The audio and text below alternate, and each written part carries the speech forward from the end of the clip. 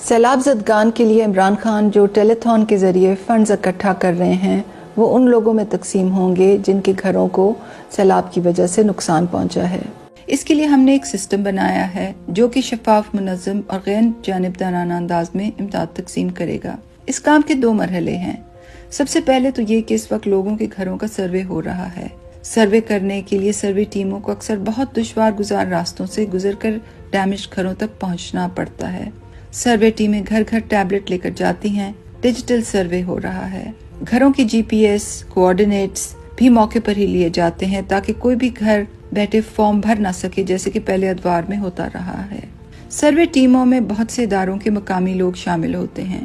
Survey کے بعد تمام ٹیم ممبرز کاغذ پر دستخط کرتے ہیں اور کاغذ کو ڈیجیٹل سروے ریکارڈ کا حصہ بنا لیا جاتا ہے۔ کنٹرول روم میں ہر گھر کی انفارمیشن ہوتی ہے۔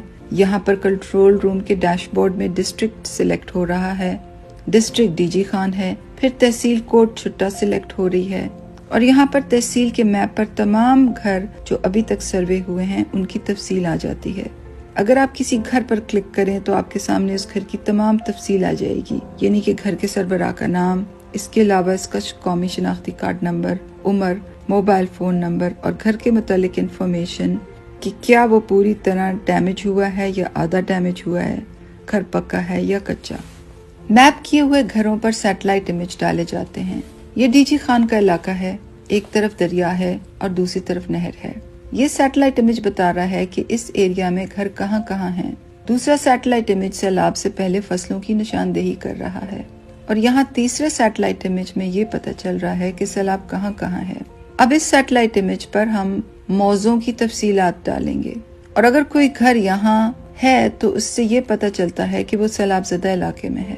اتنی تفصیل سے جانچ پڑتال ہم اس لیے کر رہے ہیں کہ صرف اہل اور حقدار لوگوں کے ہاتھ میں ہی پیسہ جائے۔ دوسرا مرحلہ پیمنٹ کا ہے جو اب شروع ہو چکا ہے۔